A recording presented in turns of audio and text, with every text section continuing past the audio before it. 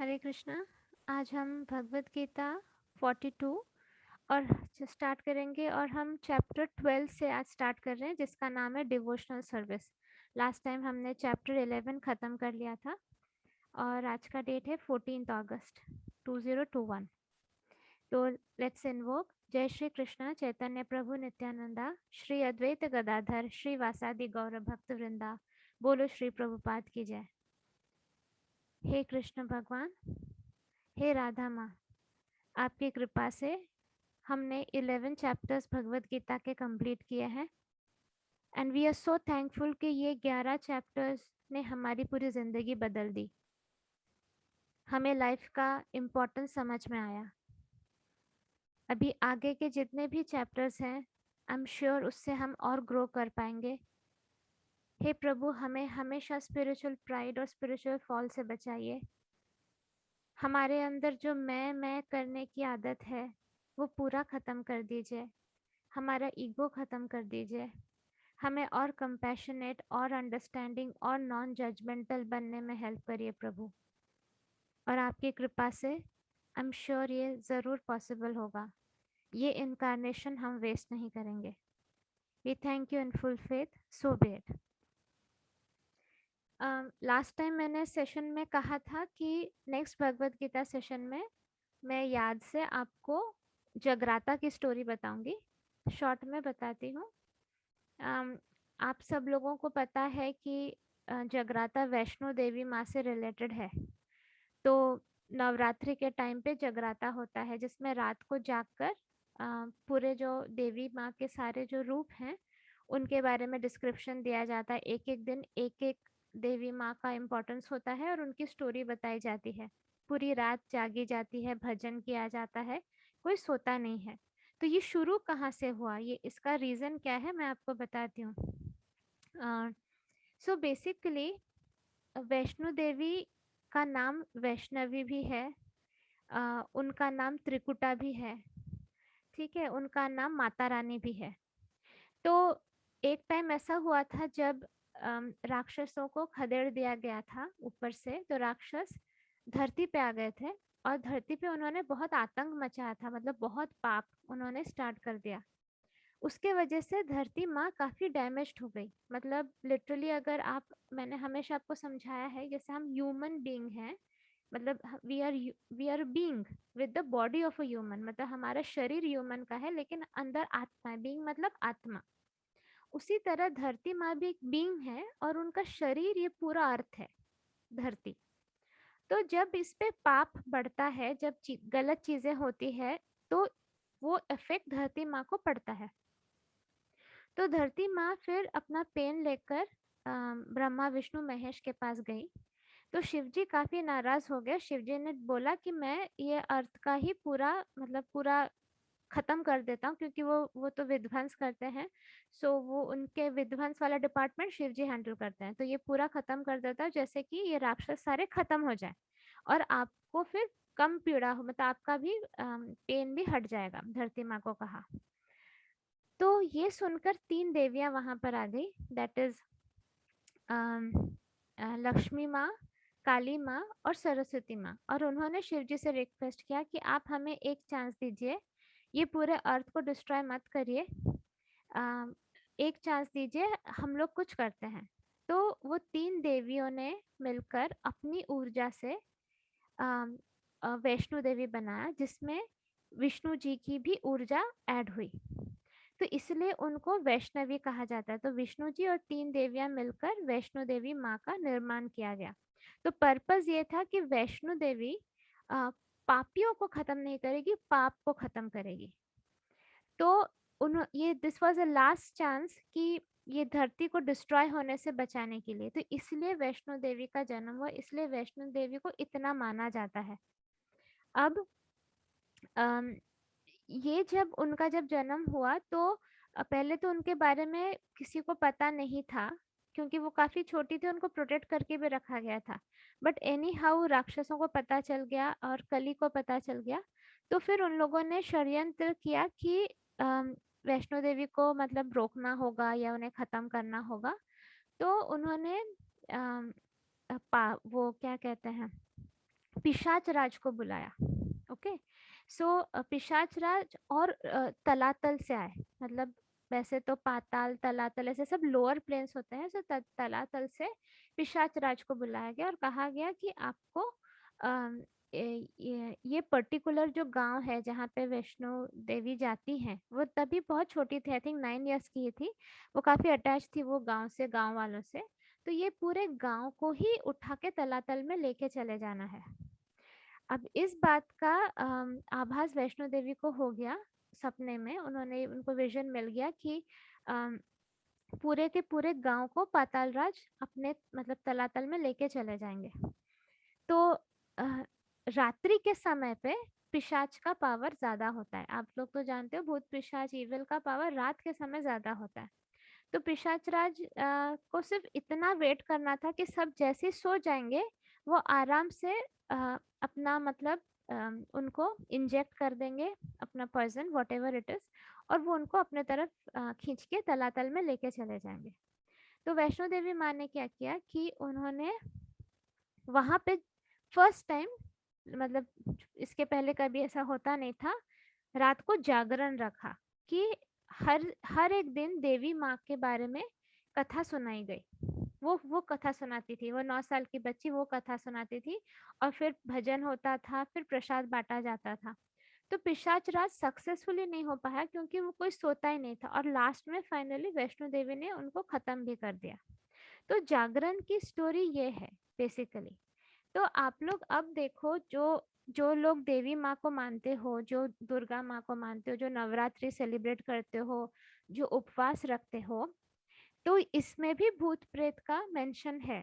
तो आप लोग जो कहते हो कि हमें भूत प्रेत पे विश्वास नहीं है या हमें ये सबसे कोई मतलब नहीं है, जागरण भी इसी वजह से ही किया जाता है, टू डील विद पिशाच राज, क्योंकि पिशाच राज वॉज वेरी वेरी पावरफुल, उनको इस तरह से खत्म करना पॉसिबल नहीं था। तो खैर वैष्णो देवी की तो ये सिंपल सी स्टोरी थी, और वो त्रिकुट पर्वत पर उनका मंदिर है, इसलिए उनको जब भी कहा जाता था कि आप कौन है, वो कहते थे मैं वो त्रिकुट पर्वत से आती हूँ, इसलिए उनको त्रिकुटा भी बुलाया जाता है। तो ये मैंने सोचा कि आप लोगों को बताती हूँ, क्योंकि अगेन 1-2 महीने में फिर से नवरात्रि आएगी, फिर से जागरण होगा। तो फिर आप वो जो तीनों देवियाँ जिनकी पूजा की जाती है, माँ काली, लक्ष्मी, माँ सरस्वती, माँ, इनकी तीनों की एनर्जी है वैष्णो देवी, जिनके 3 पिंड पिंड के रूप में उन्हें पूजा जाता है। And it is so powerful. जिन लोगों ने वैष्णो देवी माँ के पास से घूम कर आए हैं उन्हें तो डेफिनेटली ये सब पता होगा। जिन्होंने नहीं देखा है, मैंने सोचा एक छोटा सा एक उनका इंट्रोडक्शन मैं आप लोगों को दे देती हूँ, और इसलिए उन्हें वैष्णवी भी कहा जाता है, विष्णु से रिलेटेड है। Right, so we will start with chapter 12, devotional service. Arjuna inquired, which is considered to be more perfect, those who are properly engaged in your devotional service, or those who worship the impersonal Brahman, the unmanifested? ये हम पहले काफ़ी बार discuss कर चुके हैं, सो मैं इसको बहुत fast I read it out. Arjun ने पूछा कि कौन ज़्यादा परफेक्ट है, जो आपकी भक्ति करते हैं या जो इम्पर्सनल ब्राह्मण मतलब निराकार ब्राह्मण को फॉलो करते हैं। Krishna has now explained about the personal, the impersonal, and the universal, and has described all kinds of devotees and yogis. Generally, the transcendentalist can be divided into two classes. One is the impersonalist and other is personalist. ये हमने पहले भी बात कर ली है। जो आकार वाले भगवान को मानते हैं वो पर्सनलिस्ट है, जो निराकार भगवान को मानते हैं वो इम्पर्सनलिस्ट है। The personalist devotee engages himself with all energy in the service of the Supreme Lord. The impersonalist engages himself not directly in the service of Krishna, but in the meditation of the impersonal Brahman, the unmanifested. तो देखिए बहुत सारे जो spiritual lines है जिसमें meditation किया जाता है, जिसमें भगवान की भक्ति नहीं की जाती है, जैसे कि आप देख लो शायद ब्रह्मा कुमारी, इसमें जस्ट मेडिटेशन किया जाता है। योग प्राण विद्या, प्राणिक हीलिंग, ये सब में सिर्फ मेडिटेशन किया जाता है, इसमें भक्ति का उतना वो नहीं आता है। तो ये सब है जो इम्पर्सनल ब्रह्मन को मानते हैं। We find in this chapter that of the different process processes for realization of the absolute truth. भक्ति yoga that is devotional service is the highest. हमने अब तक देखा कि अगर आप सत्य को जानना चाहते हो, एब्सोल्यूट ट्रुथ को, तो सबसे इंपॉर्टेंट इसमें क्या है? भक्ति योग.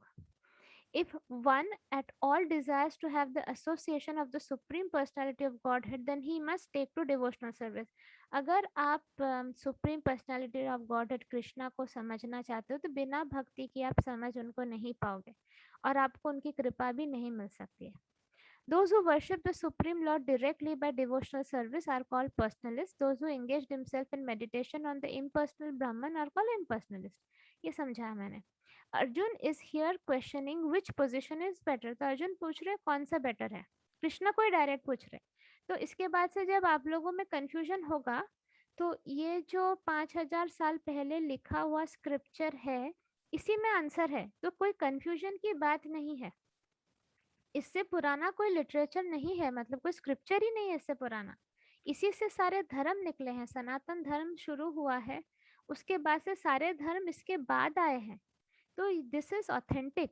तो आप लोगों को अगर कभी किसी को नर्चर करना हो, आप मेंटर्स को, आपको ये बाय हार्ट रहना चाहिए कि आप इस चैप्टर में, चैप्टर नंबर 12 में text number 1 and text number 2 पढ़ना स्टार्ट करिए. आपको उसका आंसर मिल जाएगा. You should say Arjun is here questioning which position is better. There are different ways to realize the absolute truth, but Krishna indicates in this chapter that bhakti yoga, devotional service to him, is highest of all. It is the most direct and it is the easiest means for association with the Godhead. मतलब आकार, निराकार को वो नहीं बोल रहे, वो आकार वाले भक्ति की बात कर रहे हैं कि डायरेक्टली उनकी पूजा करना, उनकी भक्ति करना सबसे हाईएस्ट है. In the second chapter, the Lord explains that a living entity is not the material body but is a spiritual spark, a part of the absolute truth. In the seventh chapter, he speaks of the living entity as part and parcel of the supreme whole and recommends that he transfer his attention fully to the whole. In the eighth chapter, it is stated that whoever thinks of Krishna at the moment of death is at once transferred to the spiritual sky, Krishna's abode. तो ये हम सब पढ़ चुके हैं. ये हमने ये सारे चैप्टर्स हमने पढ़ा है और हमें मालूम है कि मृत्यु के समय भी जो कृष्णा को याद करता है डायरेक्ट गोलोक पहुंच जाता है. और मृत्यु के समय पे कृष्णा को याद करने के लिए हमें पूरी जिंदगी मेहनत करनी पड़ती है, वरना मृत्यु के समय आउची निकलेगा. At the end of the sixth chapter, the Lord says that out of all the yogis, he who thinks of Krishna within himself is considered to be the most perfect. So, throughout the Gita, personal devotion to Krishna is recommended as the highest form of spiritual realization. Clear हो गया? पूरे गीता में क्या लिखा है? Personal devotion मतलब आकार वाले रूप को पूजना ही सबसे highest level of spiritual realisation है. Yet there are those who are still attracted to Krishna's impersonal Brahmajyoti effulgence, which is the all-pervasive aspect of the absolute truth and which is unmanifest and beyond the reach of the senses. Arjuna would like to know which of these two type of transcendentalists is more perfect in knowledge. In other words, he is clarifying his own position because he is attached to the personal form of Krishna. ये अर्जुन क्यों पूछ रहे हैं? क्योंकि वो स्वयं personal form of Krishna से attached है. उन्होंने कृष्णा को अपने सामने देखा है, तो वो इम्पर्सनल ब्राह्मण पे कहाँ से मेडिटेट करेंगे? तो इसीलिए वो बार बार इस चीज को पूछ रहे हैं. He is not attached to the impersonal Brahman. He wants to know whether his position is secure. The impersonal manifestation, either in this material world or in the spiritual world of the Supreme Lord, is a problem for meditation. Actually, one cannot perfectly conceive of the impersonal feature of the absolute truth. Therefore, Arjun wants to say, what is the use of such a waste of time?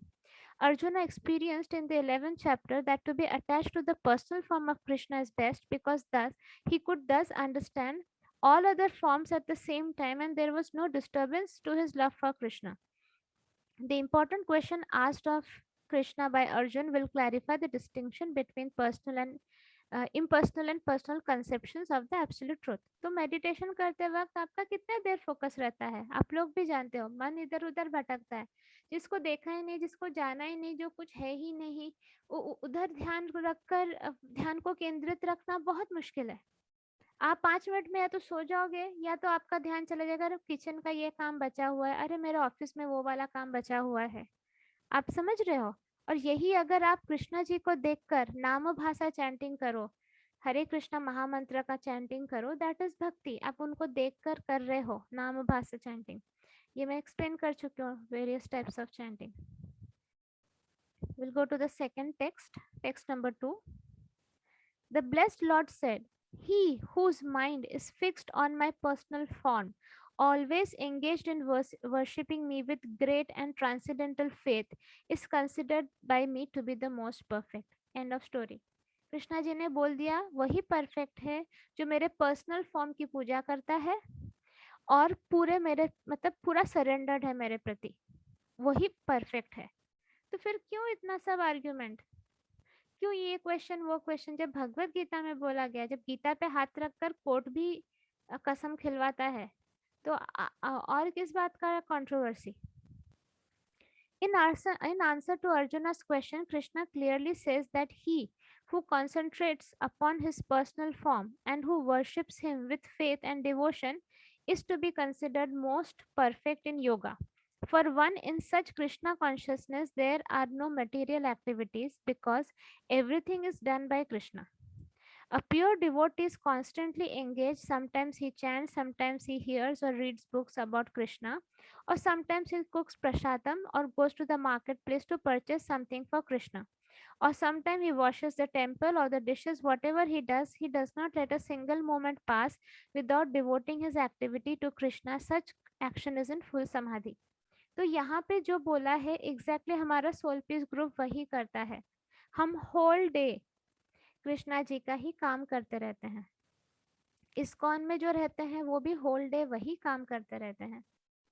और एक गृहस्थ इंसान के लिए भी अगर आप जो कुछ भी कर रहे हो उसमें आप कृष्णा जी को जोड़ लो, कृष्णा जी के लिए करो, तो फिर वही भक्ति है। मतलब क्या क्या बोला गया है कि चैंटिंग, कृष्णा जी के बारे में बुक्स पढ़ना, आप जो भगवत गीता सेशन सुनते हो वो वही वही बात है। प्रसादम उनके लिए बनाना, कृष्णा प्रसादम मतलब जो भी कुछ बना रहे हो कृष्णा जी को चढ़ा के खाओ। याद रखो नॉनवेज नहीं होना चाहिए, उसमें लहसुन प्याज नहीं होना चाहिए, अल्कोहल नहीं होना चाहिए। और आप टेम्पल में जाकर अगर डिशेस वॉश करते हो या वहाँ पे जो भी सेवा करते हो, वट एवर इट इज, घर पे रह के कैसे सेवा हम कर सकते हैं? घर पे रहकर हम सोल पीस के पोस्ट शेयर कर सकते हैं, क्योंकि उसमें फाइनली कृष्णा भक्ति के लिए जो जो नेगेटिव लोअर इमोशन है वो हटाने का काम किया जाता है। आप भगवत गीता सेशन शेयर कर सकते हैं, इसमें कृष्णा जी की स्तुति होती है, उनसे प्यार करना सिखाया जाता है। आप ग्रुप में लोगों को ऐड कर सकते हो, सब कुछ फ्री ऑफ कॉस्ट है, तो आप अपने स्वार्थ के लिए तो कुछ कर ही नहीं रहे हो। अग्रीड? क्योंकि अगर आप ऐसे भगवत गीता पढ़ोगे तो आपको तो समझ में आएगा नहीं। सो इट इज बेटर कि आप ऑडियो, मेरा वाला ऑडियो भेज दो, आपको अगर समझता है तो उसको भी समझेगा। Right, so this is what Krishna ji ने क्लैरिफाई कर दिया। हम जाते हैं नेक्स्ट टेक्स्ट में, टेक्स्ट नंबर 3।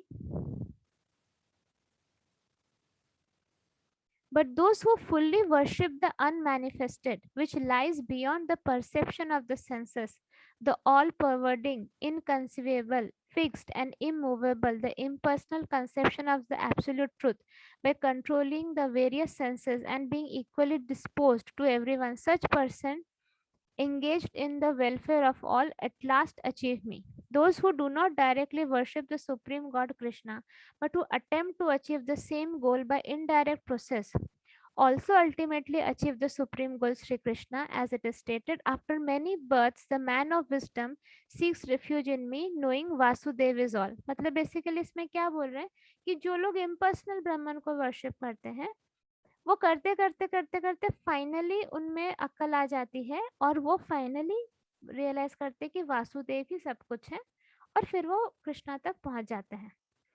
मतलब इम्पर्सनल ब्राह्मण को वर्शिप करके आप कृष्णा जी तक नहीं पहुंच सकते, बट वो करते करते करते करते धीमे धीमे बहुत, मतलब क्या कह रहे हैं, कितने सारे देखो क्लॉजेस लगाए। बाय कंट्रोलिंग वेरियस सेंसेस, सबसे पहले आपको इम्पर्सनल ब्राह्मण जब आप वर्शिप करोगे आपको अपने सारे सेंसेस को कंट्रोल करने पड़ेंगे। इक्वली डिस्पोज टू एवरीवन, मतलब सबके साथ सेम व्यवहार करना पड़ेगा। Engaged in the welfare of all, मतलब सबके लिए अच्छा करना पड़ेगा, फिर जाके आप अचीव करोगे। और यही अगर आप पर्सनल उसको करते हो, आपको ये सब का कोई टेंशन नहीं है। आप पर्सनल वाले उनके आकार को देख कर आप वर्शिप करते हो, everything is taken care of, फिर आपको इतना सब कुछ करना नहीं पड़ता है। Correct. So if one approaches the Godhead by the method mentioned in this verse, he has to control the senses, render service to everyone, and engage in the welfare of all beings. It is inferred that one has to approach Lord Krishna, otherwise, there is no perfect realization. Often, there is much penance involved before one fully surrenders unto him. In order to perceive the super soul within the individual soul, one has to cease the sensual activities of seeing, hearing, tasting, working, etc. Then one comes to understand that Supreme Soul is present everywhere. Realizing this, one envies no living entity. He sees no difference between man and animal because he sees soul only, not the outer covering. But for the common man, this method of impersonal realization is very difficult. जब आप इस तरह तपस्या में meditation करते रहोगे, impersonal ब्रह्मांड पे फोकस करते करते बहुत टाइम लगेगा, फिर आप आपके जो सेंस रिलेटेड एक्टिविटीज हैं, दैट इज देखना, सुनना, टेस्ट करना, काम करना, ये सबसे ऊपर उठोगे। फिर आपको सुप्रीम सोल हर जगह दिखेगा। फिर आपको किसी के प्रति कोई जेलसी, कोई गुस्सा नहीं रहेगा, क्योंकि आप देखोगे इंसान और जानवर में भी फर्क नहीं है, क्योंकि सब में आत्मा है। हाँ, ये सब करने के बाद आपको भगवान मिलेंगे, लेकिन ये नॉर्मल लोगों के लिए कितना मुश्किल है, मुश्किल है ना। ये लेवल तक आना मतलब कितने जन्म लग जाएंगे बताइए। तो इसीलिए कॉमन मैन के लिए पर्सनल वाला ही भक्ति को ही बोला गया है, दैट इज द बेस्ट। क्यों जाना, जब पता है यहाँ से 5 कदम दूर ही पोस्ट ऑफिस है, आपको पूरा उल्टा गोल घूमकर 4 किलोमीटर घूमकर जंगल पार करके आने की क्या जरूरत है, जब आपको पता है कि 5 जंप मारा कि आप पोस्ट ऑफिस पहुंच जाओगे। सो दिस इज, वो बेवकूफियां नहीं करनी है, this is what is stated है, मैं नहीं बोल रही हूँ, this is what is stated here. Okay, we go to the next text number 5. For those whose minds are attached to the unmanifested, impersonal feature of the Supreme, advancement is very troublesome. To make progress in that discipline is always difficult for those who are embodied. लेकिन for those whose mind are attached to the unmanifested, impersonal feature of the Supreme, advancement is very troublesome. तो जो लोग निराकार रूप पे focus करते हैं, उनका एडवांस करना बहुत मुश्किल है। तो ये हमेशा वो इनका प्रोग्रेस भी मतलब बहुत डिफिकल्ट है, तो इसीलिए इसको भगवान इतना एनकरेज नहीं कर रहे हैं। The group of transcendentalist who follow the path of inconceivable unmanifested impersonal feature of the Supreme Lord are called ज्ञान योगी। जो ज्ञान योगी होते हैं वो ऐसा करते हैं। जो भक्ति योगी करते हैं वो तो आकार वाले रूप को करते हैं, लेकिन जो ज्ञान योगी होते हैं वो इम्पर्सनल वाले फीचर ऑफ लॉर्ड पे ज्यादा फोकस करते हैं। So these people are called Jnana yogis, and persons who are in full Krishna consciousness engaged in devotional service to the Lord are called Bhakti yogis. Now here the difference between Jnana yoga and Bhakti yoga is definitely expressed. The process of Jnana yoga, although ultimately bringing one to the same goal, is very troublesome. Whereas the path of Bhakti yoga, the process of being in direct service to the Supreme Personality of Godhead, is easier and is natural for the embodied soul. The individual soul is embodied since time immemorial. It is very difficult for him to simply rhetorically understand that he is not the body. Therefore, the Bhakti yogi accepts the deity of Krishna as worshipable because there is some bodily conception fixed in his mind which can thus be applied. Of course, the worship of Supreme Personality of Godhead in his form within the temple is not idol worship. There is evidence in the Vedic literature that the worship may be saguna and nirguna of the Supreme, possessing or not possessing attributes. Worship of the deity in the temple is saguna worship, for the Lord is represented by material qualities. But the form of the Lord, although represented by material qualities such as stone, wood, or oil paint, is not actually material. That is the absolute nature of the Supreme Lord. तो basically जो अगर आपको क्या कहा जाता है आप idol worship करते हो तो यहाँ पे बोला जा रहा है कि टेम्पल में जो मूर्ति होती है भले सगुना हो, निर्गुणा नहीं। निर्गुण मतलब अगेन जिसका फॉर्म नहीं है, सगुण मतलब जिसका फॉर्म है, फिर भी उसको वो ट्रांसेंडेंटल है क्योंकि वो भगवान के काम में आया है, वो आइडल वर्शिप में नहीं काउंट होता है। ये वैदिक लिटरेचर में बताया गया है। A crude example may be given here. We may find some mailboxes on the street, and if we post our letter in those boxes, they will naturally go to their destination without difficulty. ये वाला example आप लोग याद करके रखिए। अगर एक mail box है, मतलब आप जिसमें हम लोग चिट्ठी डालते हैं, रास्ते पे है, और अगर हम उसमें कोई चिट्ठी डालते हैं तो नेचुरली वो जहाँ के लिए हमने डाली है चिट्ठी, जो एड्रेस लिखा उस पे जाएगी। But any old box or an imitation which we may find somewhere which is not authorized by the post office will not do the work. लेकिन वैसे ही ये पोस्ट ऑफिस ही अपने बॉक्सेस लगाता है, तो वो वहाँ के चिट्ठियों को कलेक्ट करके भेजता है। लेकिन वैसे ही दिखने वाला चिट्ठी ऐसे दिखने वाला मेल बॉक्स अगर कोई ऐसे ही लगा दे रास्ते पे और उसमें आप चिट्ठी डालो तो क्या वो जाएगा? वो डेस्टिनेशन तक नहीं जाएगा ना। जो ऑथराइज्ड है बाय पोस्ट ऑफिस उसी में डालने से जाएगा। Similarly God has an authorised representation in the deity form which is called arca vigraha. This Arka Vigraha is an incarnation of the Supreme Lord. God will accept service through that form. The Lord is omnipotent and all powerful, therefore, by his incarnation as Arka Vigraha, he can accept the services of the devotee just to make it convenient for the man in conditioned life. तो उसी तरह भगवान का जो authorise DT form है उसे कहा जाता है आर्क विग्रह, और आर्क विग्रह क्या है? Incarnation of the supreme Lord है। ठीक है, उन्हीं का स्वरूप है, उनका इनकारनेशन है। तो उनको जब आप पूजते हो, श्री कृष्ण की मूर्ति जो कि बताई गई है, जो डीटी फॉर्म में आई है, वो ही श्री कृष्ण है क्योंकि वो मेंशन्ड है, ऑथराइज्ड है, वो स्क्रिप्चर्स में लिखा गया है। तो जब उनकी मूर्ति को आप पूजते हो तो वो पूजा को एक्सेप्ट किया जाता है। और ये उन्होंने क्यों किया है कृष्णा जी ने? हम जैसे कंडीशनड लाइफ में जो है, मतलब जो सांसारिक जीवन में रहते हैं, मटेरियल कंटेमिनेशन में हम लोग हैं, हमारे जैसे इंसानों के लिए to make it easier for us, आसान करने के लिए। So for a devotee, there is no difficulty in approaching the Supreme immediately and directly. But for those who are following the impersonal way to spiritual realization, the path is difficult. तो हमारे पास mail box है जिसमें चिट्ठी लिखने से, चिट्ठी डालने से वो पहुंच जाएगी। जो इम्पर्सनल वाले हैं उनके पास कोई मेल बॉक्स नहीं है, वो कहाँ डालेंगे चिट्ठी? उनको पता ही नहीं, उनके पास एड्रेस ही नहीं है। हमारे पास एड्रेस है, प्लस हमारे पास पोस्ट ऑफिस का मेल बॉक्स है। हुआ क्लियर? ये एग्जाम्पल आप याद रखो। तो इससे क्या होता है, सुप्रीम को अप्रोच करना काफी इजी हो जाता है। तो जो अनमैनिफेस्टेड को करते हैं पूजा, they have to understand the unmanifested representation of the supreme through such Vedic literatures as the Upanishads, and have to learn the language, understand the non-perpetual feelings, and they have to realize all these processes. ठीक है, वो अब उपनिषद पढ़कर, वो language को समझकर, वो feel करके बहुत कुछ करना पड़ता है। This is not very easy for a common man.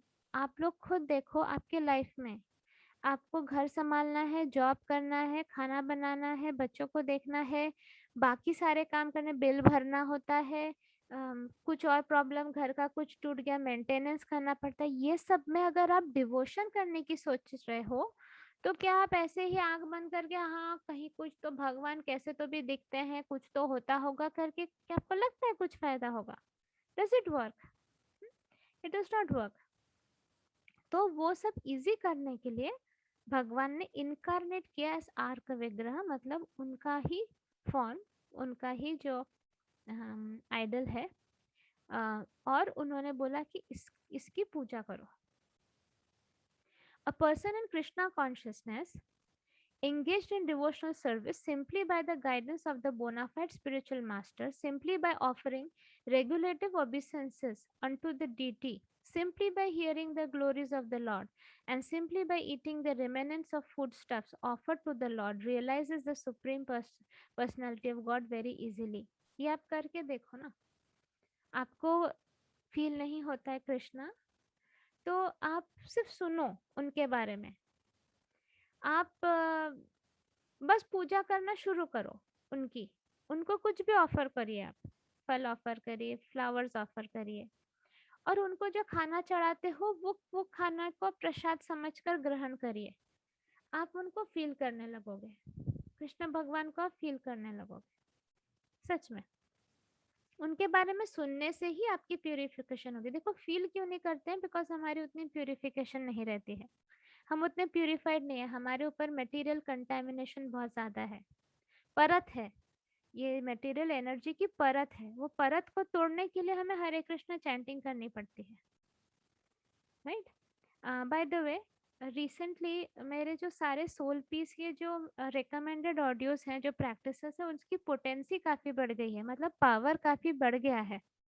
ये हमारे क्लेयरवंट्स ने देखा, जो मैंने फेसबुक पे उसके पोस्ट भी भेजा है, जो क्लेयरवंट ऑब्जर्वेशन के हिसाब से, कि उसकी पोटेंसी अभी काफ़ी बढ़ गई है। तो जो लोग मेरे ऑडियो से चैंट करते हैं, जो कि रिकमेंडेड है, उसका भी हो सकता है, अगर किसी को वो करने से अंदर कुछ प्रॉब्लम हो रहा है, उल्टी आ रही है, बेचैनी लग रही है, तुरंत अपने मेंटर को बताइए। अभी बीच में कुछ 2-3 केसेस हुआ, तब हमने देखा पैरानॉर्मल रीजन है उसके लिए, अंदर रमा हुआ प्रेत पाया गया और उस प्रेत को निकालना पड़ा हमको, और उसके बाद इट वाज इजी।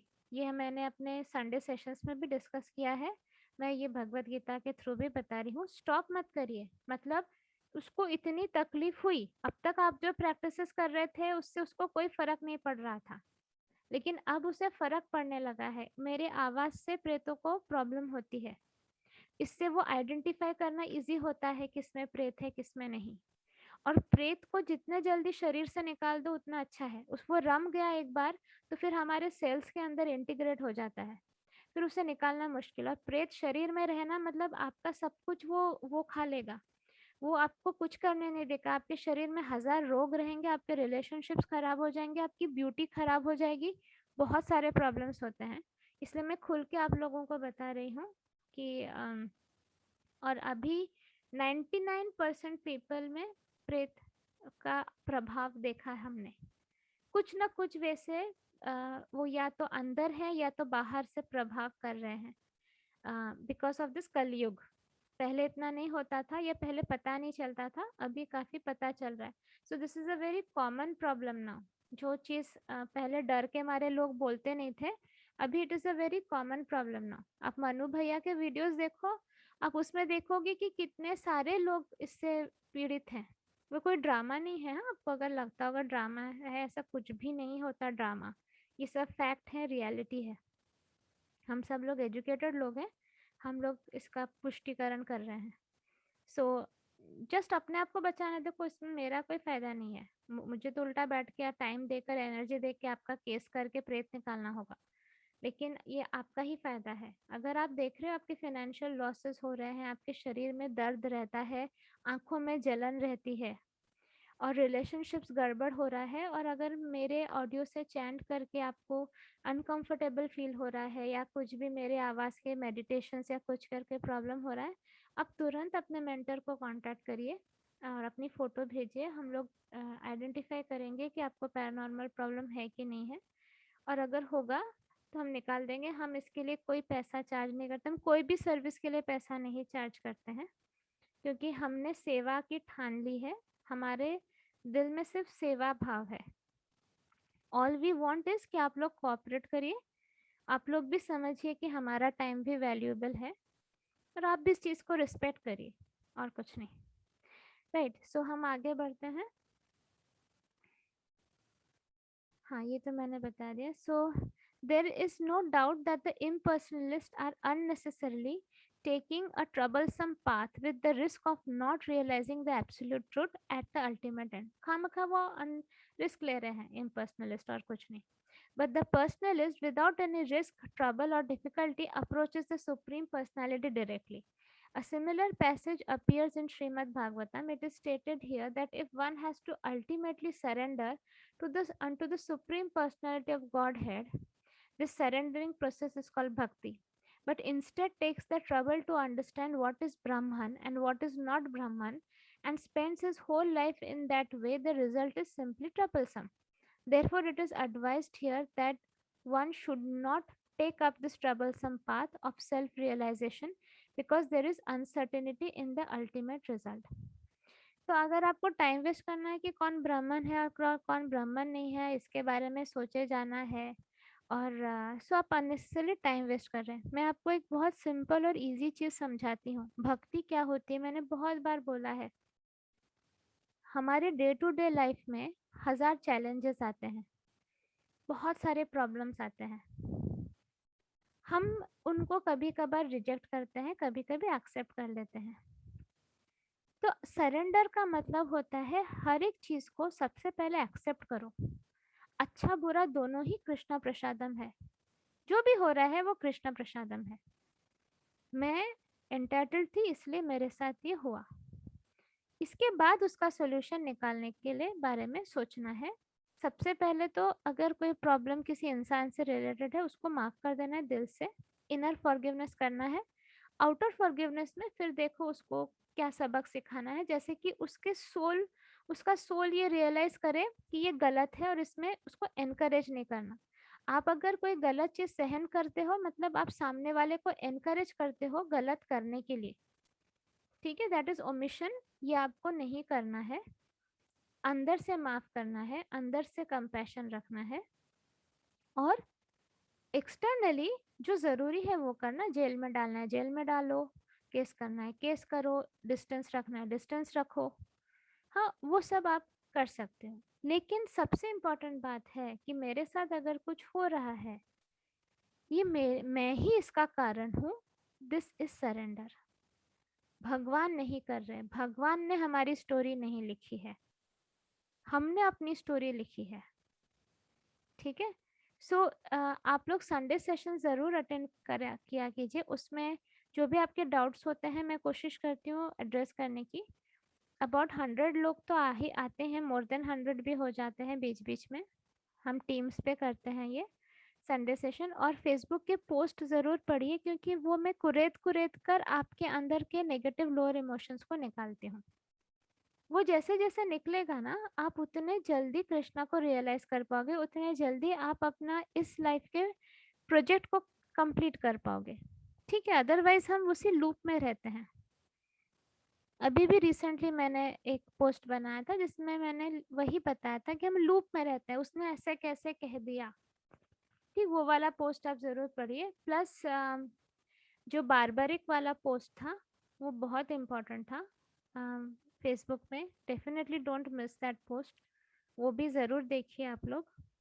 तो इसी तरह से हम लोग कंटिन्यूसली भगवान के बारे में बात करना, खुद को प्यूरिफाई करना, खुद को सही करना, करके करके हम ग्रो कर रहे हैं। और यही भगवान चाहते हैं। भगवान ये नहीं चाहते हैं कि आप घर पे बैठे बस हरे कृष्णा चैंटिंग करिए, नहीं, ये एक्सपेक्टेड नहीं है। तो अर्जुन से भी आप भगवान वही बोल सकते थे कि तुमको ये सब करने की जरूरत नहीं है, तुम बैठ के बस मेरा नाम लो, ये देखो मेरा यूनिवर्सल फॉर्म है, ये इतने हाथ है, इतने मुंह है, इतने पैर है, तुम बैठो और बस घर में बैठ के भजन करो। नो, भगवान स्पिरिचुअल वॉरियर होना सिखा रहे हैं। भगवान ने पहले ही कहा था, मुझे मुझे ऐसा भक्त का किस काम का, आप ऐसे भक्ति करके क्या कर लोगे। देख, the will to do good is important, ये स्टेटमेंट मेरा हमेशा याद रखो। आप गुड होगे, आप अच्छे होगे, लेकिन सिर्फ आपके अच्छे होने से कोई फर्क नहीं पड़ रहा है। It is not useful. The will to do good ये है यूजफुल, मतलब इच्छा रखने की और करने की भी क्षमता रखना, अच्छा करने की क्षमता रखना, अच्छा करना, दैट इज मोर इम्पोर्टेंट। हमारे ग्रुप में हम क्या कर रहे हैं, हमारे ग्रुप में हम अच्छा कर रहे हैं, लोगों को दुख से निकाल रहे हैं। रोज हम 2-3 केसेस करते हैं, हमारे लिए डिफ़िकल्ट होता है टाइम निकालना, क्योंकि जैसे आपके पास भी 24 घंटे, हमारे पास भी 24 घंटे हैं। हमारा काम कोई आके नहीं कर देता, वही रात को जग के हमें अपने बाकी काम निपटाने होते हैं। लेकिन फिर भी हम कोशिश कर रहे हैं कि इतने पुराने इन्कार्नेशंस हमने वेस्ट किए ना, लाला लाला करके निकाला, अब हम ऐसे लाला लाला करके नहीं निकालेंगे, हमें अकल आ चुकी है। तो हम क्या कोशिश कर रहे हैं कि जितने जितने ज़्यादा लोगों को हम राहत दे सकें, उतना ज़्यादा, और इसलिए हमारा ग्रुप्स काफ़ी काफ़ी ग्रो भी हो रहा है। आप देखोगे हमारे मेंबर्स कंटिन्यूअसली ग्रो भी हो रहे हैं, बहुत लोगों को रिलीफ भी मिल रहा है।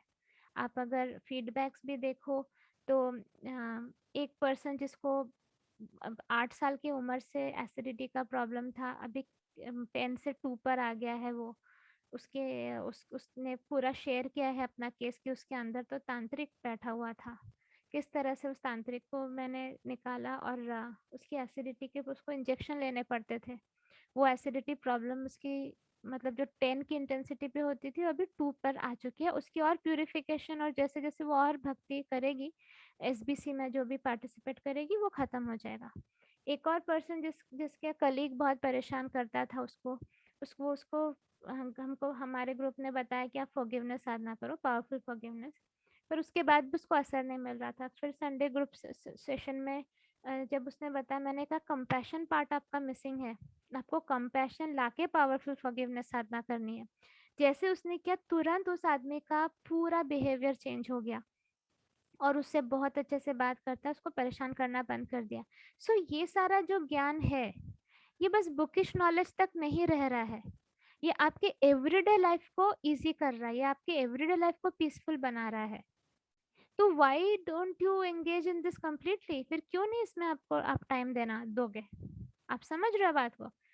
ऐसा ज्ञान लेना अच्छा है, लेकिन अगर आपकी एवरीडे लाइफ में प्रॉब्लम चलता रहेगा, आप वो ज्ञान का क्या करोगे? सो इट इज़ इम्पोर्टेंट कि इस ज्ञान को जिस तरह से मैं समझा रही हूँ, जिस तरह से हमारा पूरा ग्रुप इम्प्लीमेंट कर रहा है, उस ज्ञान को अपने लाइफ में इम्प्लीमेंट करिए। जहाँ इतने लोगों को फ़र्क पड़ा, आपको भी फ़र्क पड़ेगा। अगर फ़र्क नहीं पड़ रहा है, मतलब आप दिल से नहीं कर रहे हो, कहीं न कहीं आपके इफ्स एंड बट्स हैं। मैंने एक चीज़ इतने साल के एक्सपीरियंस में एक चीज़ नोटिस की है, जिन लोगों ने कंप्लीट सरेंडर कर दिया है, जो वो लॉजिक में जाते ही नहीं है, जो अपने लॉजिकल माइंड को उन्होंने बंद कर दिया है और कंप्लीट सरेंडर करके बात मेरी मानते हैं, उनकी लाइफ पूरी चेंज हो गई है, मतलब completely. Now they are so happy. जो जो चीज़ें उनके लाइफ में रुकावट थी, वो सारी रुकावटें हट गई है, जॉब मिल गए हैं, रिलेशनशिप ठीक हो गए, हेल्थ ठीक हो गया है, बाकी सारी चीज़ें ठीक हो गई है। लेकिन अगर आप अपने आप को बहुत होशियार समझते हैं और अपने लॉजिकल माइंड को बहुत यूज़ करते हैं, इफ्स एंड बट्स में ही रहते हैं कि शायद ऐसा है, ऐसा कैसा, आधी-आधी चीज़ों को एक्सेप्ट करते हैं, आधी को रिजेक्ट करते हैं अपने सुविधा के अनुसार, आपको नहीं मिलेगा, उसका फल नहीं मिलेगा। So you stop that. करना है तो पूरी तरह सरेंडर करके करिए, and you read the feedbacks ना। मैंने बोला यहाँ पे किसी को लॉलीपॉप नहीं दिया जाता कि अच्छा वाला फीडबैक लिखा लॉलीपॉप मिलेगा, नो, ऐसा कुछ नहीं होता है। लोग अपने मर्जी से लिखते हैं, लोग अपने मर्जी से संडे सेशन को खुद से ही अनम्यूट करके बोलते हैं कि मुझे अपने बारे में कुछ बताना है। सो रिसेंटली एक केस किया हमने, जिसमें एक लेडी थी बेचारी, उसने एक कुछ नहीं, बस उसने एक डेड बॉडी शव यात्रा देखी उसके घर से जाते हुए। उसके बाद उसकी तबीयत इतनी खराब हो गई, वो हॉस्पिटलाइज्ड हो गई, और दवाइयाँ असर नहीं हो रही, टेस्ट सारे नॉर्मल आ रहे, पर वो मतलब वो अधमरी टाइप थी। तो जब उसके बारे में बताया, मैंने फ़ोटो देखा उसका, तो समझ में आ गया कि इसकी मतलब इसकी जान मतलब अब कुछ ही दिनों की मेहमान है, और ये डायरेक्ट बोलना भी अच्छा नहीं लगता है। तो खैर उसका केस किया, केस करने के बाद she is much better, hopefully वो बेटर रहे। इफ अगर उसका पूरा फैमिली एसबीसी करता है तो वो सस्टेन होगा। आपको ये समझना है कि मैं आपका केस कर दूंगी, लेकिन सस्टेनेंस तो आपको ही करना है ना। आपको अपना कर्मा उसके बाद जनरेट करते रहना है, करते रहना है, जैसे कि आप वो जो आपका अच्छा हुआ वो टिका रहे। टिकाने के लिए आपको तो करना ही पड़ेगा, और ग्रुप सर्विस आपको करना पड़ेगा। ग्रुप सर्विस में क्या आता है, पोस्ट शेयर करो, लोगों को ऐड करो ग्रुप में, अपने टाइमलाइन पे शेयर करो, व्हाट्सएप स्टेटस पे शेयर करो, भगवत गीता सेशंस शेयर करो, अदर ऑडियो शेयर करो, सारे सेशंस को वो करो, बोलो अपनी लाइफ के बारे में, बताओ लोगों को कि मेरी लाइफ ऐसे चेंज हुई है, आपकी भी होगी। दीज आर द सर्विस जो आप सर्विस कर सकते हो। ये सर्विस करके आप अपना ही कर्मा बना रहे हो कि आपको ग्रुप से हेल्प भी मिलता रहे और जो हेल्प मिला है वो टिका भी रहे। वरना जो हेल्प आपको मिलता है, अगर आप आपका ग्रेटिट्यूड देखिए, मैंने क्या बोला, to be good and the will to do good and to do good, actually इन सब में डिफरेंस है। आप अच्छे होंगे, हाँ हाँ रूपाली माँ बहुत अच्छी है, बहुत हेल्प करती है, माना, लेकिन आपके एक्शन से वो नहीं हो रहा है। अगर रूपाली माँ अच्छी है, रूपाली माँ हेल्प करती है, अगर सोल पीस ग्रुप अच्छा है, सोल पीस ग्रुप हेल्प करता है, तो आप ग्रुप के लिए क्या कर रहे हो? आप उसका नाम भी तो स्प्रेड नहीं कर रहे हो ना। Then it does not make any difference. अब जैसे हमारे कुछ ग्रुप मेंबर्स कुछ अनाथ आश्रम में जाकर उन्होंने हमारे ग्रुप के ऑडियो सुनाए, चैंटिंग करवाए उनसे, उन्हें प्रसादम खिलाया, दे आर डूइंग, कुछ तो सर्विस कर रहे हैं वो। लेकिन जो लोग सोचते रहे कि मैं क्या करूं, मेरा तो क्यों, किसी से कोई पहचान ही नहीं है, मैं तो किसी से बात ही नहीं करती, so you are not an asset. भगवान को ऐसे लोगों की जरूरत नहीं है, भगवान को स्पिरिचुअल वॉरियर्स की जरूरत है जो सही काम करे। क्यों जरूरत है? भगवान चाहते हैं अच्छाई स्प्रेड हो। आप अपने घर पे बैठ के भजन करने से कैसे होगा? आपको बाहर निकलना पड़ेगा, आपको दूसरों को प्रभावित करना पड़ेगा अच्छाई के लिए। और सिर्फ भजन करने से अच्छा हो जाएगा क्या? हमारे अंदर जो नेगेटिव लोअर इमोशंस, आप 1 घंटा भजन करके आए, वापस आके अपने बहू को गाली देने लगे, या अपने हस्बैंड के बारे में क्रिटिसाइज करने लगे, या आप अपने पड़ोसी के बारे में जेलस फील करने लगे, विल इट हेल्प? तो जब तक अंदर से नेगेटिव लोअर इमोशंस नहीं निकलते हैं, तब तक कुछ भी फ्रूटफुल नहीं होगा। समझ रहे हो आप? इसके लिए सोल पीस ग्रुप के फेसबुक पोस्ट पढ़ने जरूरी है। अरे हम तो फेसबुक यूज ही नहीं करते हैं, बीच बीच में खोल लेते हैं, ये आपका प्रॉब्लम है। आप अपने ग्रोथ को हैम्पर कर रहे हो। जो लोग ऐसी बातें करते हैं ना, मैं तो उतने एक्टिव नहीं हूँ फेसबुक पे, आपको मैंने फेसबुक पे बैठ के अपने फोटो पोस्ट करने को मैं नहीं कह रही हूँ। आप ही के ग्रोथ के लिए आपको ग्रुप में सारे पोस्ट को रिवाइज करना है। ठीक है, न्यू पोस्ट को पढ़ने हैं, पुराने पोस्ट को रिवाइज करना है। रोज कोई ना कोई पुराने पोस्ट के नीचे कमेंट करता है, वो सामने पॉपअप हो जाता है, उसको दोबारा पढ़िए, फिर से देखिए कि am I implementing that knowledge. क्या इसमें जो लिखा है, मैंने तो बड़ा कमेंट लिखा, हाँ बहुत अच्छा लगा मुझे पढ़ के, बट क्या मैंने उस नॉलेज को एवरीडे लाइफ में इम्प्लीमेंट किया? कितना परसेंट इम्प्लीमेंट किया? क्या मैं इस परसेंटेज को बढ़ा सकती हूँ? लेकिन आपका ये बोलना कि मैं तो कभी कभार ही फेसबुक खोलती हूँ, मेरे पास तो इतना टाइम नहीं रहता, आप ये बेवकूफ़ी है, आप अपना लॉस कर रहे हो, हमारा नहीं है। ठीक, बिकॉज यहाँ से आपको नॉलेज मिल रहा है, वो आपके टेस्ट के लिए आपको मटेरियल मिल रहा है, लर्निंग मटेरियल, कि आपको लर्निंग मटेरियल से प्रिपेयर कर लो जैसे आपके टेस्ट में आपको अच्छे मार्क्स मिले। आप लर्निंग मटेरियल को खोल के ही नहीं देखते हो, तो उसमें किसका प्रॉब्लम है? टीचर का प्रॉब्लम नहीं है, ना एग्जामिनर का प्रॉब्लम है, आपका प्रॉब्लम है ये। तो ये सारी बातें मुझे सुनने को मिलता है लोगों से। मेरा तो फेसबुक अकाउंट ही नहीं है। आपको ये कोई बैंक अकाउंट नहीं है जो जाके फॉर्म भर के खोलना है, 2 मिनट का काम है फेसबुक पे अकाउंट खोलना, फ्री है, उतना कर ही सकते हो। उसमें मत ऐड करो किसी को, किसने कहा आप अपने रिश्तेदारों को ऐड करो? Don't add anybody. New account बनाओ एक, उसमें don't add anybody, just add the soul peace group and read it, comment करिए, अपनी लाइफ सुधारिए। ये सारे एक्सक्यूजेस आप अपने अपने लिए आपका घातक है। प्लीज क्लियर करो अपना माइंड। पैसा बुरा नहीं है, पैसे का इस्तेमाल कैसे करते हो उस पर डिपेंड करता है।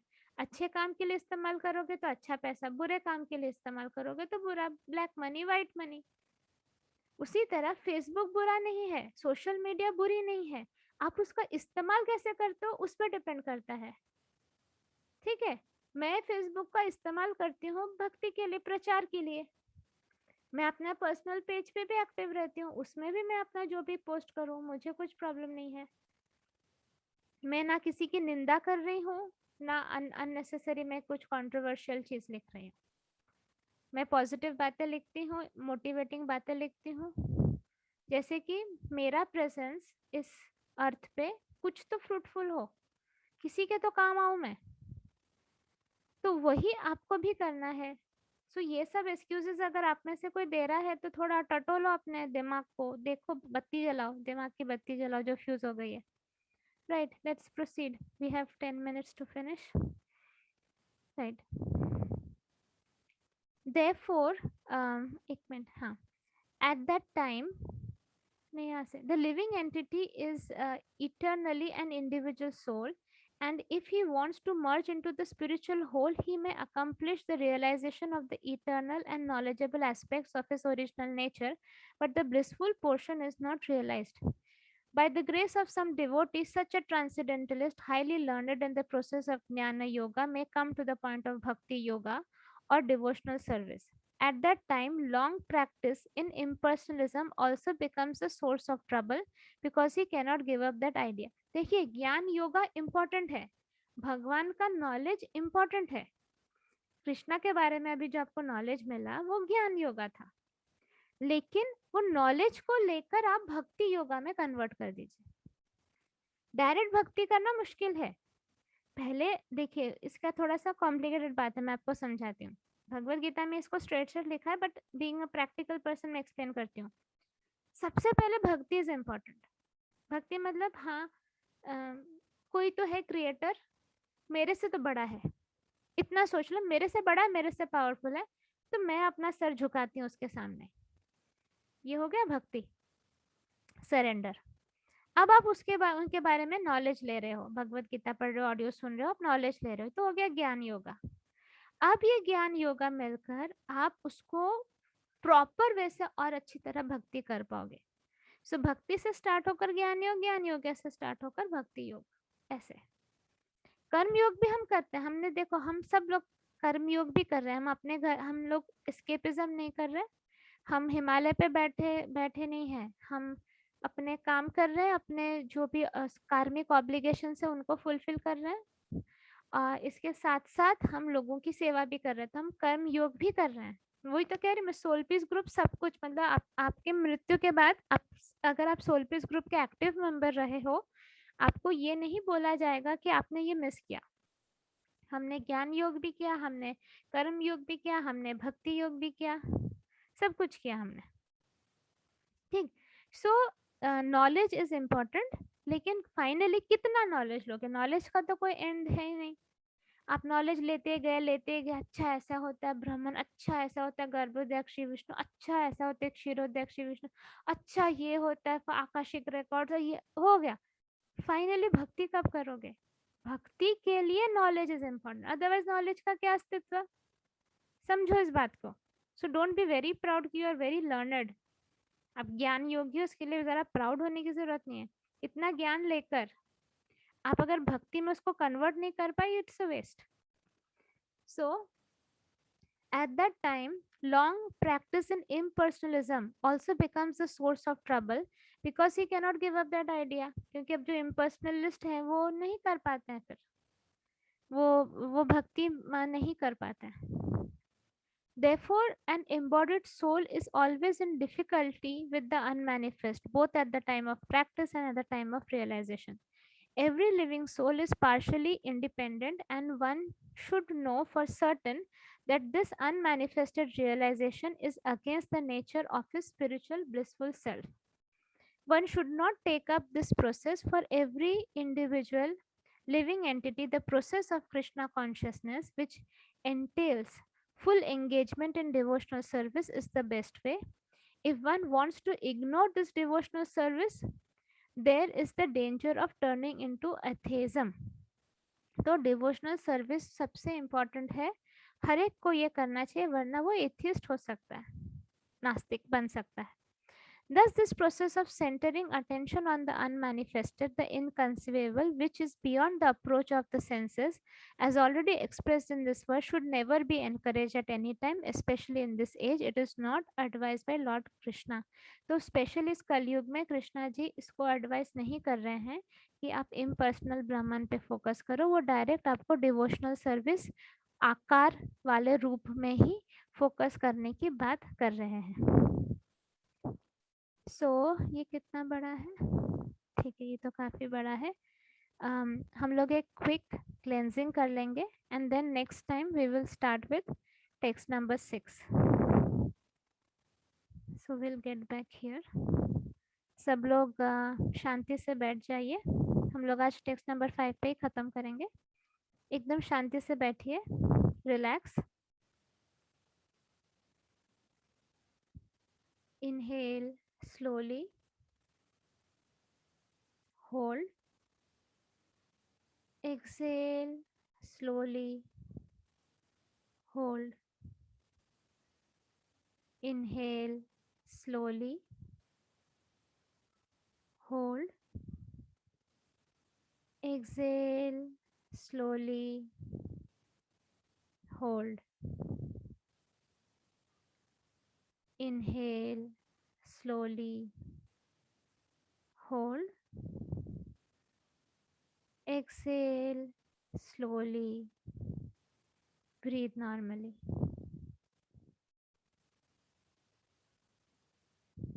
हे प्रभु, हमारे अंदर काफ़ी नकारात्मक टेंडेंसीज हैं जिनको ख़त्म करना बहुत ज़्यादा ज़रूरी है.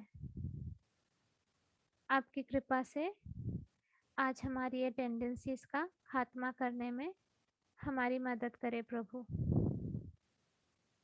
शांति से बैठकर रिफ्लेक्ट करो. ऐसी कोई बात है जो आपने पकड़ी हुई है? किसी ने आपसे कोई गलत व्यवहार किया, कुछ हार्श बोला, कुछ रूड बोला, इनअप्रोप्रिएट बोला, जिसको आपने पकड़ के रखा है. उसका वेट देखो कितना है. वो जो बात है अपनी अपनी मुट्ठी खोलो और बोलो कि मेरे हाथ में वो बात आ जाए जो आपने पकड़ के रखा है. अब हाथ को ऊपर नीचे करके हिलाओ और देखो उसका वजन कितना है. देखो भारी लगेगा आपको. मतलब आपने काफ़ी बड़ी बात पकड़ के रखी है या बहुत सारी बातें पकड़ के रखी है. अब उस बातों को लेकर आप अपने हाथ में वो बोलो जो सारी बातें मैंने आज तक किसी का भी, जिसने भी मेरे साथ गलत व्यवहार किया, गलत बोला, वो सारी बातों को अपने हाथ में लेकर मैं कृष्ण भगवान के चरणों में उसे अर्पण कर देती हूँ. दे दो, उनके चरणों में दे दो. अब बोलो, हे प्रभु, मैं उस इंसान को क्षमा करती हूँ. उसने ये बात बोली होगी जब उसका मस्तिष्क उसके जिह्वा के साथ कनेक्टेड नहीं था.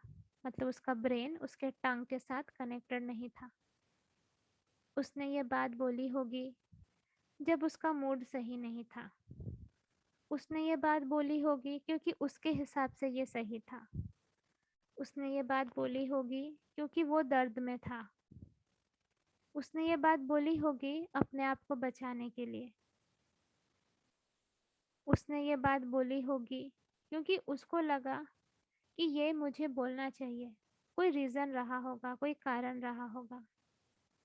पर उसकी बोली हुई बात को मैं अपने आत्मा पे नहीं बिठा के रखूंगी. मैं आत्मा पे बोझ नहीं बनने दूंगी. मैं उस बात को आज पूरी तरह से छोड़ देती हूँ. मैं वो स्लेट को कंप्लीटली वाइप कर देती हूँ, क्लीन कर देती हूँ. आज से उस इंसान के बारे में मेरा क्लीन स्लेट रहेगा. मतलब कोई भी प्री विचार, प्री थॉट्स नहीं होंगे. पहले से निर्णय किए हुए विचार नहीं होंगे. प्री कंसीव्ड आइडियाज नहीं होंगे उसके बारे में. उस इंसान को अपने सामने इमेजिन करो और हाथ से उसके स्लेट को पोंछ दो. पूरा पोंछ दो. आपको दिख रहे होंगे कुछ वर्ड्स स्लेट पे आते हुए कि ये इंसान रूड है, ये इंसान बदतमीज़ है, ये इंसान गलत है, हाँ ये इंसान ने मेरा नुकसान किया. उन सबको पोंछ दो. बोलो, हे कृष्ण भगवान, ये स्लेट को पोंछने में हेल्प करिए मुझे. पोंछ दो, सबके स्लेट पोंछ दो. राधे कृष्ण बोलो और पोंछ दो. जिसने आपको परेशान किया अपने हाथ उठाओ, वो स्लेट को पोंछो. बोलो, मैं सबके स्लेट वाइप करती हूँ. Past is past. Let's forgive and forget. यहाँ कोई परफेक्ट नहीं है, सब इंसान है। मैं भी इंसान हूँ। इंसान कभी परफेक्ट नहीं हो सकता। अगर मुझे परफेक्शन चाहिए तो मुझे गोलक वृंदावन जाना पड़ेगा, जहाँ पे द परफेक्ट बीइंग कृष्णा रहते हैं। यहाँ अर्थ पे ना मैं परफेक्ट ना वो परफेक्ट। गलतियाँ सभी से हो जाती है, कोई बड़ी बात नहीं। गलतियाँ होती भी रहेगी, ये भी कोई बड़ी बात नहीं। गलतियों से सीखना ही ग्रोथ है। गलतियों को सुधारना ही ग्रोथ है। हम परफेक्ट होते तो हम अर्थ पे कभी आते ही नहीं। वो परफेक्ट होते तो वो भी अर्थ पे कभी आते नहीं। इसलिए एक दूसरे के साथ कंपैशन, अंडरस्टैंडिंग, काइंडनेस, लव, ये तो रखना ही पड़ेगा। तुमने मुझे वो बात बोली, कोई बात नहीं, it's not the end of the world. हर बात को लेकर इंडिया पाकिस्तान वॉर नहीं करेंगे, कुछ बातों को इग्नोर करेंगे। हर बात को लेकर पीएचडी नहीं करेंगे, ऐसे कैसे उसने बोल दिया, ये नहीं करेंगे। आज मैं सब बातों को लेट गो करती हूँ। बोला बोला, कोई बात नहीं, होता रहता है। बड़े बड़े देशों में छोटी छोटी बातें होती रहती है, नो बिग डील। सबको बोलो नो बिग डील, कोई बात नहीं। लाइफ गोज ऑन, जिंदगी चलती रहती है, जिंदगी रुकती नहीं है। उन्होंने अगर मुझे कुछ बोला, हार्श ही सही, मेरी जिंदगी रुकेगी नहीं, मेरे आत्मा पे बोझ नहीं बनेगा। मैं उसे एक इंसान समझ के माफ करती हूँ। एक इंसान जो परफेक्ट नहीं है, यही इंसान का गुण है कि वो परफेक्ट नहीं है, उसे माफ करती हूँ। मैं भी परफेक्ट नहीं हूँ, कोई बात नहीं। ये कंटिन्यूसली मन में बोलते रहिए, बोलते रहिए, बोलते रहिए, और आपको देखो लाइट फील होने लगेगा। अब आप ब्रीद करिए, देखिए आपकी सांस अब इजीली फ्लो कर रही है। नहीं कर रही है, दोबारा बोलिए, फिर से बोलिए, इट्स ओके, कोई बात नहीं, हो जाती है, मुझसे भी हो जाती है। अगर मैं ऐसे कुछ बोल दूं, मैं भी एक्सपेक्ट करूंगी कि मेरी पुरानी बातों को आप पकड़ के ना रखो, मुझे भी माफ़ कर दो। तो सेम मैं भी आपको माफ़ करती हूँ, पुरानी बातों को पकड़ के नहीं रहूंगी। सबके दिल में कृष्णा है और उस कृष्णा को मैं प्रणाम करती हूँ। तो सब मेरे प्यारे हैं, सब मेरे ही तो हैं, क्योंकि सब में कृष्णा है। मैं कृष्णा की हूँ, कृष्णा मेरे हैं, सब में कृष्णा है तो सब मेरे हुए ना। तो किस बात का गुस्सा, किस बात की नाराजगी। अपने चेहरे पे मुस्कुराहट सदा बनाए रखना है, और हमेशा होप रखना है, आशा रखनी है, पैशन रखना है, इंटरेस्ट रखना है लाइफ के प्रति। मरगिल्ले जैसे नहीं जीना है जिंदगी। सो स्माइल करिए सब लोग और बोलोगे, I am free of all these words and sentences. मैं ये शब्दों से अपने आप को मुक्त करती हूँ। ये शब्द मेरी जिंदगी को पकड़ के नहीं रख सकते। हाँ, एक सेंटेंस ने आपकी फ्रीडम ले ली। सोचिए आप, एक सेंटेंस आपको कंट्रोल कर रहा है, एक सेंटेंस की वजह से आप दुखी हो रहे हो, मतलब वो सेंटेंस आपको कंट्रोल कर रहा है। फ्री करिए अपने आप को, बोलिए सेंटेंस का मेरे सामने कोई वैल्यू है ही नहीं, वो एक बकवास सेंटेंस है जिसका कोई वेटेज ही नहीं है। किसी ने भी बोली हो वो भी मुझे फर्क नहीं पड़ता, जब बोली हो वो भी मुझे फर्क नहीं पड़ता, मैं वो सेंटेंस को एक्सेप्ट ही नहीं करती हूँ। करके लेट गो करिए, मुट्ठी खोलिए, लेट गो करिए, जाने दीजिए, चलता रहता है, इट्स ओके यार। इतना परफेक्शन हम एक्सपेक्ट नहीं कर सकते, इतना परफॉर्मेंस प्रेशर हम किसी को दे नहीं सकते। हम सुप्रीम कोर्ट के जज नहीं हैं कि हम कंटिन्यूसली लेबल करें कि तू गलत, तू सही, तू गलत, तुझे ये पनिशमेंट दे रही हूँ, तुझे वो। इतना नैगिंग बिहेवियर हम नहीं रखेंगे। ठीक है, जाने दो, हो गई गलती, बोल दिया किसी ने कुछ, होगा उसको कोई दर्द, होगा उसको कोई पेन होगी, उसकी कोई इश्यूज होगा, उसका कोई रीज़न इसके पीछे, कोई मंतव्य होगा। हम इस सब में नहीं जाएंगे, हम पेन में नहीं रहेंगे। मेन चीज़ क्या है, अपना पेन हटाना है। सो बोलो, मैं पेन में नहीं रहूंगी, आई लेट गो। ये जो है अगर फिर से लग रहा है, फिर से हाथ में बोलो आ जाए वो सारे सेंटेंसेस। देखो अभी अभी उतना वेट नहीं लगेगा, ट्राई करो। बोलो वो सारे सेंटेंसेस जिनको मैंने पकड़ के रखा है, जिसने मुझे कभी ना कभी दुख दिया है, वो मेरे हथेली पे आ जाए। देखो वेट वे करके हल्का हुआ। हाँ, फिर से दे दो, श्री कृष्ण जी आपके चरणों में मैं समर्पित करती हूँ। देखो काफी हल्का हो गया होगा, पहले जितना भारी हाथ लग रहा था अब उतना भारी हाथ नहीं लगेगा। मतलब ही क्लेंजिंग हो रही है। बस, और उस इंसान को सामने देखो और स्माइल करो, बोलो ठीक है यार, चलता है, कोई बात नहीं, रात गई बात गई। ओके, चलिए स्माइल करिए। हरे कृष्णा। हम लोग थैंक यू प्रेयर बोलते हैं। जय श्री कृष्ण चैतन्य प्रभु नित्यानंदा, श्री अद्वैत गदाधर श्री वासादि गौर भक्त वृंदा, बोलो श्री प्रभुपाद की जय। थैंक यू कृष्ण भगवान, हमेशा हमारे लाइफ में मोटिवेशन, लव, सपोर्ट, कंपैशन लाने के लिए। आप हैं तो हम हैं, आप नहीं तो हम नहीं। Radhe Krishna. Bye bye everybody, take care. कल संडे सेशन में ज़रूर आइए। Bye bye.